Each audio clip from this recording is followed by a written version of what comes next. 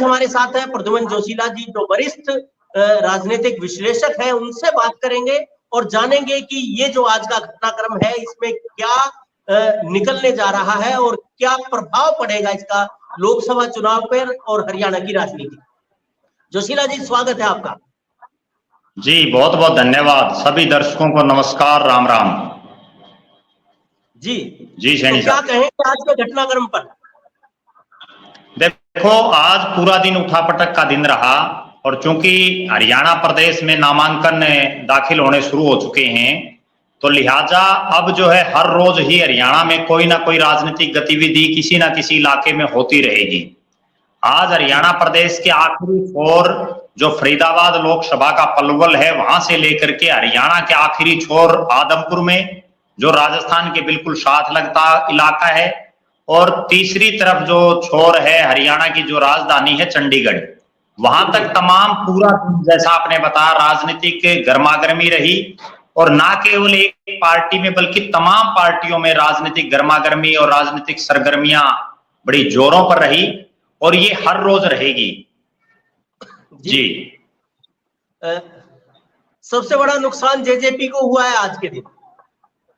देखो, जेजेपी जब से सत्ता से दूर हुई है तभी से उसको लगातार झटकों पर झटके लग रहे हैं और आज तो जो जेजेपी का निशान था वो आज कांग्रेस के पास चला गया है। ना केवल उनका निशान बल्कि उनके जो और भी साथी सहयोगी और जो बड़े नेता थे वो जेजेपी छोड़ करके, हालांकि जेजेपी तो उन्होंने कई दिन पहले छोड़ दी थी कईयों ने, आज उन्होंने विधिवत रूप से चौधरी भूपेंद्र सिंह हुड्डा, दीपेंद्र सिंह हुड्डा, चौधरी उदय भान, दीपक बाबरिया, उन तमाम नेताओं की अध्यक्षता में उन तमाम नेताओं के समक्ष जो उन्होंने कांग्रेस पार्टी का दामन थाम लिया है। इसके अलावा भी जेजेपी को लगातार झटकों पर झटके लगते रहे और ये अभी अंत नहीं है। अभी तो मैं इसको शुरुआत ही मान के चल रहा हूं। अभी तो लगातार इस तरह के झटके जेजेपी को और दुष्यंत चौटाला और अजय सिंह चौटाला की पार्टी को लगते रहेंगे। जी तो सबसे पहले यहीं से शुरू करते हैं कि आज जो कांग्रेस की प्रेस कॉन्फ्रेंस थी और जो ज्वाइनिंग हुई है, मतलब ये अलग अलग हलकों से ज्वाइनिंग हुई है। देखिए आप कि निशान सिंह आए हैं टोहाना से और इसी तरह से शाहबाद में जो जेजेपी के विधायक हैं उनके बेटे शामिल हुए हैं, सुकरमपाल और करमपाल वो शामिल हुए हैं। आदमपुर हलके से रमेश गोदारा शामिल हुए हैं और अमीर चंद मक्कड़ जो काफी बड़े नेता रहे हैं खासतौर पर पंजाबी समुदाय के, तो उनके बेटे जो है राहुल मक्कड़ और सुरेंद्र भोज शामिल हुए हैं। जी तो इससे और एक और नाम है, बड़ा नाम है, वो है रघु यादव के बेटे सृजन यादव। और जी तो रेवाड़ी में भी ये घुसपैठ जो है कांग्रेस की इस तरह से अलग से ये बीजेपी में गए हैं, लेकिन रघु यादव से ज्यादा सृजन को इसलिए अहमियत दी जा रही है कि वो केंद्रीय मंत्री भूपेंद्र यादव के भतीजे हैं। तो इससे क्या फर्क पड़ने वाला है? देखो, आज कांग्रेस पार्टी में हरियाणा प्रदेश के चारों तरफ से नेताओं ने ज्वाइनिंग की है।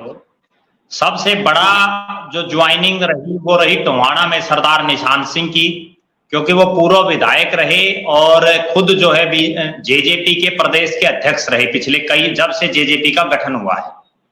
इसके बाद अगर सबसे बड़ी ज्वाइनिंग, जी बिल्कुल, इसके बाद जो भूपेंद्र यादव, जिन्होंने देश के प्रधानमंत्री नरेंद्र यादव ने इतना बड़ा मान और सम्मान दिया, उनको पार्टी संगठन में राष्ट्रीय महासचिव से लेकर के और केंद्र में मंत्री तक उनको बनाया, उनके जो सगे भतीजे हैं और जो अहिरवाल के बहुत बड़े नेता रहे हैं रघु यादव, हालांकि वो चुनाव एक ही बार जीत पाए हैं, उसके बाद वो लगातार हारते रहे, लेकिन रघु यादव का खुद का एक बहुत बड़ा नाम उस क्षेत्र में है। उस क्षेत्र में उनको जल योद्धा के नाम से माना जाता है और एक ऐसे नेता हैं जिन्होंने पानी के मुद्दे को लेकर के जो है विधानसभा से रिजाइन दे दिया था।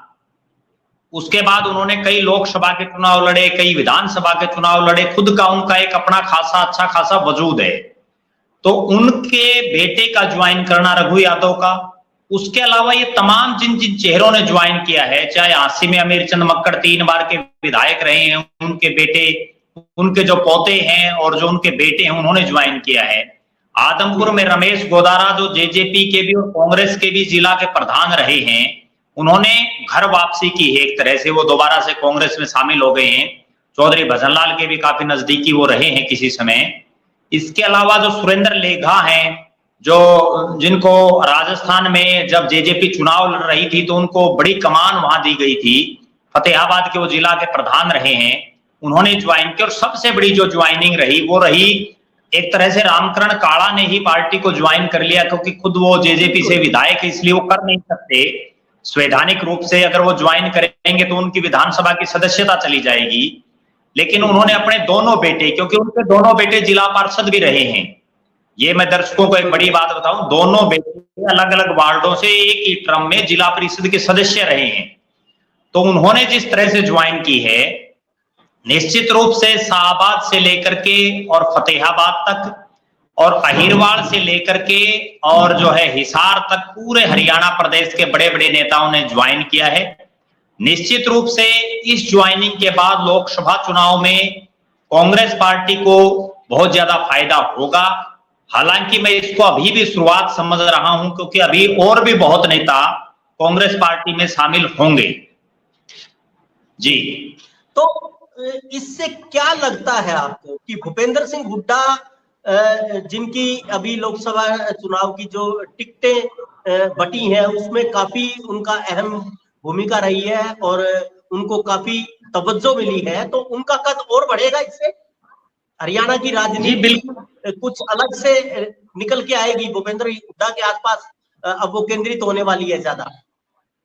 देखो, इसमें कोई शक नहीं है, अब कांग्रेस पार्टी ने चौधरी भूपेंद्र सिंह हुड्डा और जो उनका धड़ा है उनको पूरी तरह से फ्री हैंड कर दिया है।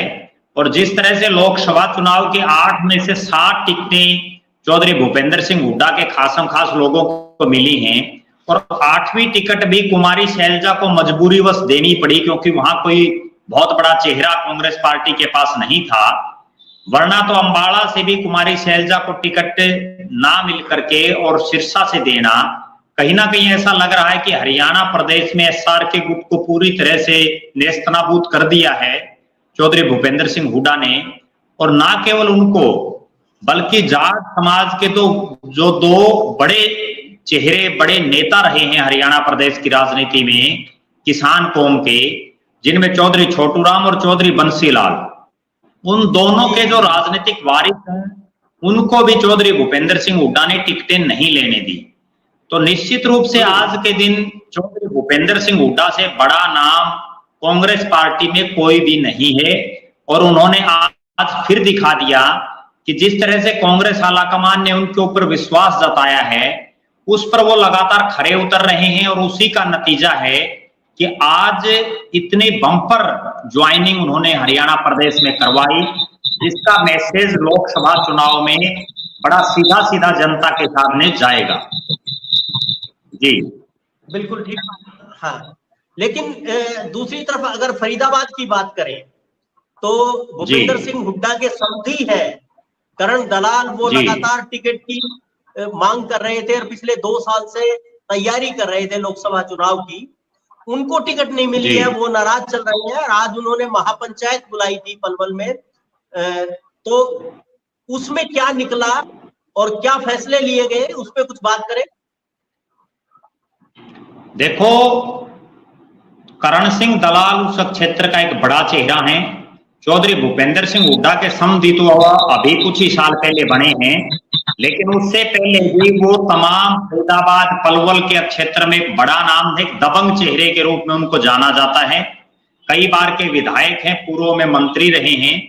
और ना केवल उस फरीदाबाद पलवल में बल्कि पूरे हरियाणा प्रदेश में कि राजनीतिक रूप से अगर देखें तो हरियाणा प्रदेश के गिने चुने नेताओं में वो शामिल हैं जिनको दबंग छवि का नेता माना जाता है।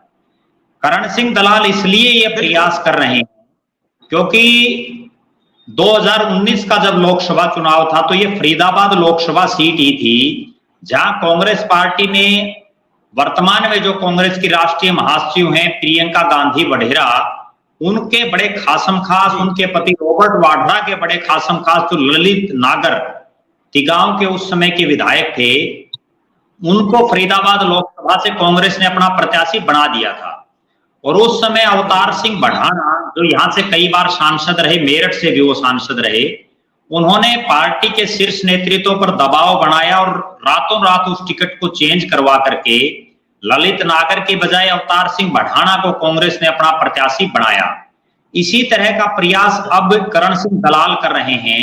उन्हें ऐसा लग रहा है कि महेंद्र प्रताप की जगह हो सकता है उनकी लॉटरी लग जाए, और उसके पीछे 2-3 कारण है। एक बड़ा कारण तो ये है कि जब 2019 में अशोक तंवर कांग्रेस पार्टी के प्रदेश अध्यक्ष थे, उस समय जब टिकटों का वितरण हुआ तो कांग्रेस पार्टी ने हरियाणा प्रदेश में 4 जाट चेहरों को टिकटें दी थी, जिनमें रोहतक से दीपेंद्र हुड्डा, सोनीपत से भूपेंद्र सिंह हुड्डा, भिवानी महेंद्रगढ़ से श्रुति चौधरी और जो कुरुक्षेत्र से थी निर्मल सिंह।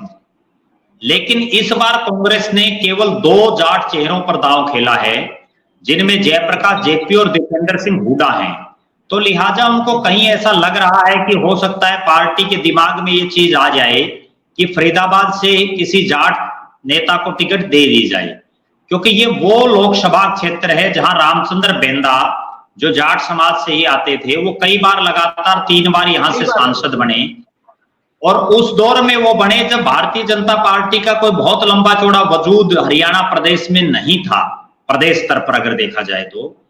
उसके बावजूद एक सबसे बड़ा कारण तो यही है करण दलाल के दिमाग में कि फरीदाबाद में पिछली बार टिकट बदली गई थी, हो सकता है इस बार फिर उनकी लॉटरी लग जाए।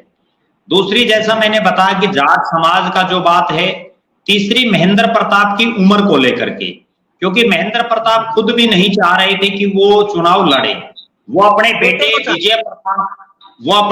विजय प्रताप को चुनाव लड़वाना चाह रहे थे, लेकिन पार्टी के शीर्ष नेतृत्व ने विजय प्रताप की बजाय महेंद्र प्रताप को चुनावी समर में उतारा। तो ये 3-4 ऐसे कारण हैं जिससे करण सिंह दलाल को अभी भी एक उम्मीद है, क्योंकि अभी तक कांग्रेस के प्रत्याशी ने नामांकन नहीं भरा है, और जब तक कोई प्रत्याशी नामांकन नहीं भरता तब तक वो सिर्फ एक घोषित उम्मीदवार रहता है, विधिवत रूप से वो नहीं बन पाता प्रत्याशी। अब क्योंकि करण सिंह दलाल चौधरी भूपेंद्र सिंह हुड्डा के भी समधी बन चुके हैं, तो कहीं ना कहीं उनको एक उम्मीद है कि हो सकता है कांग्रेस का शीर्ष नेतृत्व उनकी तरफ देख ले। दूसरी बड़ी बात, जो फरीदाबाद और पलवल का इलाका है, यहाँ पंचायतों की बड़ी अहमियत आज भी है। जिस तरह से यहाँ अलग अलग पाल बनी हुई हैं और उनके में जो नेता नेतृत्व करते हैं उनका एक वजूद रहता है।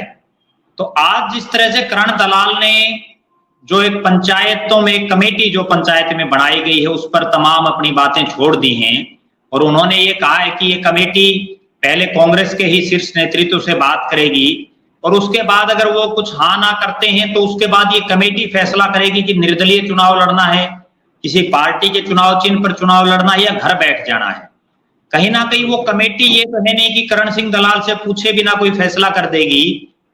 ये जो कमेटियां बनाई जाती हैं इस तरह के दौर में, वो तमाम सिर्फ एक दिखावा भर होती हैं। असली फैसला तो चुनाव लड़ना है नहीं लड़ना वो करण सिंह दलाल को करना है, क्योंकि कमेटी में भी उसी के आदमी है। ये तो है नहीं कि वो महेंद्र प्रताप के आदमी है उन कमेटी में, या वो कृष्णपाल गुर्जर के आदमी है। वो तो जो उसके खासम खास लोग होंगे संभवतः उन्हीं को उसमें शामिल किया गया होगा। और ऐसा लग रहा है कि अभी तक कम से कम करण दलाल दबाव की राजनीति कर रहे हैं। लोकसभा का चुनाव निर्दलीय रूप से लड़ना बड़ा टेढ़ा काम है। दूसरी बात, यहाँ इनेलो ने भी अपने प्रत्याशी की घोषणा कर दी है, तो अब कोई और मुख्य पार्टी बची भी नहीं है जिसकी चुनाव चिन्ह पर वो चुनाव लड़ सके। जी, लेकिन आज की महापंचायत में उन्होंने काफी बड़ी संख्या में लोग शामिल थे। बनाने की जो उनकी कोशिश है वो बहुत अपने बड़े लेवल पे है, और उनको उम्मीद भी ऐसा लगता है कि शायद आला कमान उनके जो उनका संघर्ष है उसको देखे और उनको तवज्जो दे। देखो कोई बड़ी अभी हम बात करते हैं जी, देखो ये कोई बहुत बड़ी बात नहीं है, ये कोई बहुत बड़ी बात नहीं है। हो सकता आलाकमान टिकट बदल दे, क्योंकि अभी भी हमने देखा है जो कांग्रेस पार्टी अपनी टिकटों की घोषणा कर रही है उसमें भी कई जगह जो है पार्टी प्रत्याशियों को बदल भी रही है। तो कोई बहुत बड़ी बात नहीं है। अभी तक महेंद्र प्रताप ने भी अपना चुनाव प्रचार शुरू नहीं किया उस सतर पर जिस सतर पर एक लोकसभा के प्रत्याशी को करना होता है। तो मुझे ये कहने में कोई गुरेज नहीं है कि हो सकता है करण सिंह दलाल पर कांग्रेस दांव खेल दे, लेकिन ये मैं आज भी मानता हूं कि महेंद्र प्रताप सिंह करण सिंह दलाल के मुकाबले मजबूत प्रत्याशी कांग्रेस ने उतारा है। बिल्कुल, ये बिल्कुल सही बात कह रहे हैं। तो अभी चलते हैं हिसार की तरफ, जहां रणजीत चौटाला जो बीजेपी के उम्मीदवार है, उनके सामने एक बड़ी दिक्कत जो खड़ी थी वो था कि जो भजनलाल का परिवार है, खासतौर पे कुलदीप बिश्नोई और उनके बेटे, वो उनका समर्थन नहीं कर रहे थे, उनको लगातार इग्नोर कर रहे थे, उनकी सभाओं में नहीं जा रहे थे। तो ऐसा लग रहा था कि वो क्या फैसला लेंगे, और मुख्यमंत्री और पूर्व मुख्यमंत्री मनोहर लाल भी उनको मनाने के लिए लगातार उनसे बातचीत करते रहे हैं। तो मुझे लगता है बीजेपी को बड़ी सफलता आज हाथ लगी। हालांकि कांग्रेस के जो प्रत्याशी है जयप्रकाश, उनका भी जो दूसरा धड़ा है, खासतौर पे वीरेंद्र सिंह जी जो उनके बेटे ब्रजेंद्र यहाँ के सिटिंग एमपी थे, वो भी टिकट चाह रहे थे, तो उनको टिकट नहीं मिली, तो एक विरोध उनकी तरफ से दिख रहा था। लेकिन उन्होंने अपने विरोध को समाप्त कर दिया है और उन्होंने कहा कि हम कांग्रेस में हैं और कांग्रेस का समर्थन करेंगे, और प्रत्याशी अगर कहेंगे हमें कि हमारा समर्थन करना है, हमारे मंच पे चलना है, तो हम जरूर जाएंगे। तो उन्होंने सॉर्ट आउट कर ली थी अपनी प्रॉब्लम, और अब लगता है मुझे कि बीजेपी के जो कैंडिडेट है उन्होंने भी राहत की सांस ली है। कुलदीप बिश्नोई ने आदमपुर में आके उनको अपना समर्थन दे दिया है। क्या समझते हैं, क्या देखते हैं आप? देखो, मेरा ऐसा मानना है कि वर्तमान में ना तो वीरेंद्र सिंह और ब्रजेंद्र सिंह के पास कोई विकल्प है, ना ही कुलदीप बिश्नोई और भव्य बिश्नोई के पास कोई विकल्प है, क्योंकि दोनों ही नेता अपनी पुरानी पार्टियों को छोड़ करके नए घर में आए हैं। अब ना तो वीरेंद्र और ब्रजेंद्र वापस बीजेपी में जा सकते हैं टिकट कटने के बाद, ना ही कुलदीप बिश्नोई और भव्य बिश्नोई वापस कांग्रेस में जा सकते हैं। दोनों की मजबूरी है अपने अपने प्रत्याशियों का समर्थन करना। अब जो कुलदीप बिश्नोई की जहां तक बात है, मैं आपको एक बात बताऊं, आज से 2 दिन पहले 27 तारीख को चौधरी रणजीत सिंह जो बीजेपी के प्रत्याशी हैं, उन्होंने आदमपुर हलके के लगभग 2 दर्जन के आसपास गांव का दौरा किया, और उस दौरे के दौरान उन्होंने 29 तारीख की इसी रैली के लिए लोगों को निमंत्रण दिया। 5 बड़े गांव हैं जिनमें बिश्नोई बाहुल्य वोटर ज्यादा हैं, बाणा, बोडिया, सारंगपुर, असरावा और खैरमपुर। इन 5 गांव में इतनी बम्पर भीड़ चौधरी रणजीत सिंह को सुनने के लिए आई, उसी समय ये लग गया था कि अब कुलदीप बिश्नोई के पास कोई चारा नहीं है चौधरी रणजीत सिंह का समर्थन करने का। दूसरी बड़ी बात, जो नायब सैनी वर्तमान मुख्यमंत्री और पूर्व मुख्यमंत्री मनोहर लाल खट्टर जी भी पिछले कई दिन से लगातार इस प्रयास में थे कि कुलदीप बिश्नोई, जिनमें आज भी मैं ये मानता हूं कि राजनीतिक बचपना उनमें आज भी झलकता है, वो जैसे एक बच्चा होता है तो बहुत जल्दी रूठ जाता है और उसके बाद उसको थोड़ी मीठी गोली दे देते हैं तो वो फिर खुश हो जाता है। तो यही सेम सीन कुलदीप बिश्नोई के साथ है। कुलदीप बिश्नोई जब कांग्रेस पार्टी में थे तब भी छोटी छोटी बातों पर रूठ जाते थे। उसके बाद वो जब कांग्रेस में वापस आए, अपनी पार्टी बनाने के बाद उन्होंने जो मर्ज की, तब भी वो इसी तरह की हरकतें करते रहते थे लगातार। उसके बाद बीजेपी में आ गए, क्योंकि बीजेपी कांग्रेस के मुकाबले बड़ी अनुशासित पार्टी है, यहाँ इस तरह की जो है रूसा मनाई बहुत कम चलती है। इस बात का खुद कुलदीप बिश्नोई को भी जो है इल्म होगा। इसके अलावा कुलदीप बिश्नोई के सामने सबसे बड़ी समस्या जो मैं उनको देख रहा हूं पिछले 20, 22, 25 साल से, उनकी राजनीतिक रूप से टाइमिंग सबसे गलत रहती है। हरियाणा प्रदेश के वो इकलौते वो नेता हैं जिनके तमाम राजनीतिक फैसले गलत साबित होते हैं। उस लिहाज से कुलदीप बिश्नोई चूंकि रूसे हुए थे, वो लगातार आ नहीं रहे थे, तो कहीं ना कहीं नायब सिंह सैनी और मनोहर लाल खट्टर जी ने उनको कोई ना कोई मीठी गोली दी है। और वो मीठी गोली सिर्फ ये है कि उनके बेटे भव्य बिश्नोई को, जिनको बनाना तो था मंत्री, वो मंत्री बनाने के लिए बड़ी भागादौड़ कुलदीप बिश्नोई ने की, लेकिन उनको बना दिया पार्टी ने एक प्रभारी, और वो भी प्रभारी बना दिया युवा मोर्चे का। ये पद आज से 7-8 साल पहले तक कुलदीप बिश्नोई बड़े थोक में बांटा करते जब उनकी खुद की पार्टी हरियाणा जनहित कांग्रेस थी। और आज जब भव्य बिश्नोई को एक लॉलीपॉप दे दिया बीजेपी ने, तो उसको वो चूसने पर मजबूर हैं। और उसी की वजह से आज दोनों बाप बेटा रणजीत सिंह चौटाला की जनसभा में आए, पूर्व मुख्यमंत्री मनोहर लाल खट्टर जी के साथ मंच पर दिखाई दिए। और मैं तो इसको यही कहूंगा कि इन दोनों नेताओं की ये मजबूरी है इनका समर्थन करना, क्योंकि इनके पास वर्तमान में कोई विकल्प नहीं है। ये किसी क्षेत्रीय पार्टी में शामिल नहीं हो सकते, ना तो चौधरी वीरेंद्र सिंह हो सकते, ना कुलदीप बिश्नोई का परिवार हो सकता। पार्टी बनाने की दोनों की हालात वर्तमान में है नहीं, अपनी पुरानी पार्टियों में शामिल हो नहीं सकते।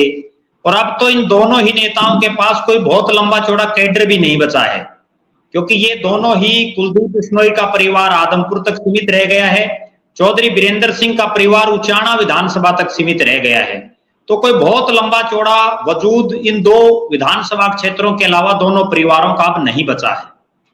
जी, एक चीज और लगती है मुझे कि लोकसभा चुनाव के बहाने और इसमें जो समर्थन देना और विरोध करना है, इसके बहाने मुझे लगता है कि आने वाले विधानसभा चुनाव की तैयारियां चल रही हैं साथ ही साथ। आज जैसे जो कांग्रेस की टिकट में पीसी थी, उसमें भी यही बात आई।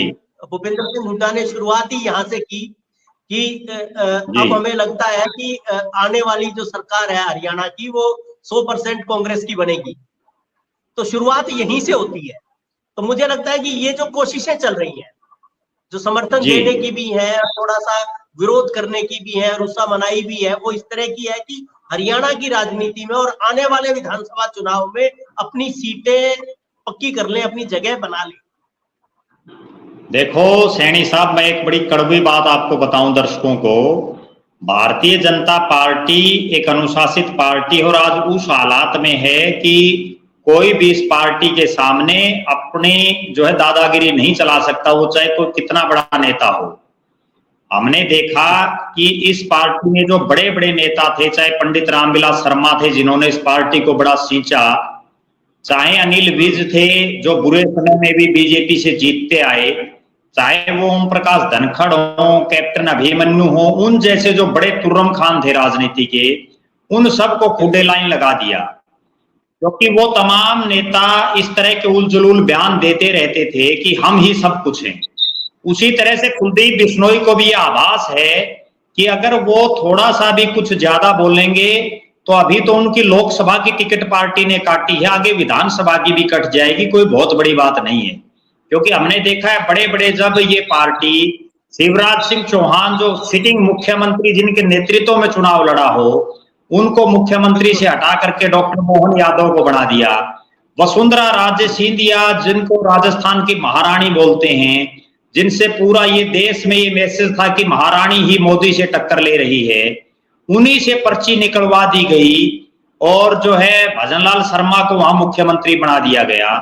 तो ये कोई बहुत बड़ी बात नहीं हो सकता है अगर कुलदीप बिश्नोई और उनका परिवार चौधरी रणजीत सिंह की सही ढंग से मदद नहीं करेगा इस चुनाव में, तो अक्टूबर में जो विधानसभा के चुनाव हैं उसमें हो सकता है वहां कमल का फूल कोई और ही लेकर के आ जाए, कोई बड़ी बात नहीं है इसमें।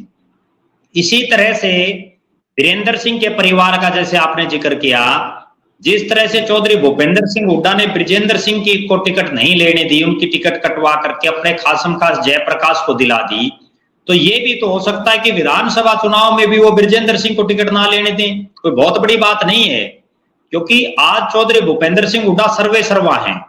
हमने एक वो दौर भी देखा है जब बड़े बड़े नेताओं की टिकटें कट जाती हैं और एक बिल्कुल आम और साधारण कार्यकर्ता को टिकट पार्टी दे देती है।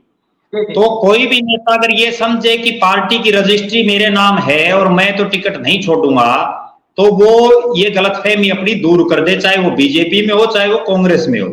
पार्टी पार्टी है, या पता नहीं किसकी लॉटरी लग जाए। जी बिल्कुल सही कहा आपने। भिवानी में महेंद्रगढ़ सीट पे भी जिस तरह से श्रुति चौधरी का दावा था और ऐसा लग रहा था कि बंसीलाल परिवार को एक सीट तो मिल ही जाएगी, तो वो भी कट गई है। तो जी बिल्कुल आपकी बात साबित होती है। जी तो ठीक है, बड़ी रचनात्मक चर्चा रही और आपका बहुत बहुत शुक्रिया इतनी बेहतरीन जानकारी देने के लिए दर्शकों को। खासतौर पे जो हिसार और पलवल वाली बात है और हरियाणा पे जो इस समय का जो घटनाक्रम है उसका क्या असर पड़ने वाला है लोकसभा चुनाव पर और आने वाले राजनीतिक जो सिनेरियो है उस पे, तो आपका बहुत बहुत शुक्रिया और बने रहिए हमारे साथ, देखते रहिए इसी तरह से हरियाणा की राजनीति की खास खबरें और उनके पीछे का सच। बहुत बहुत शुक्रिया, धन्यवाद।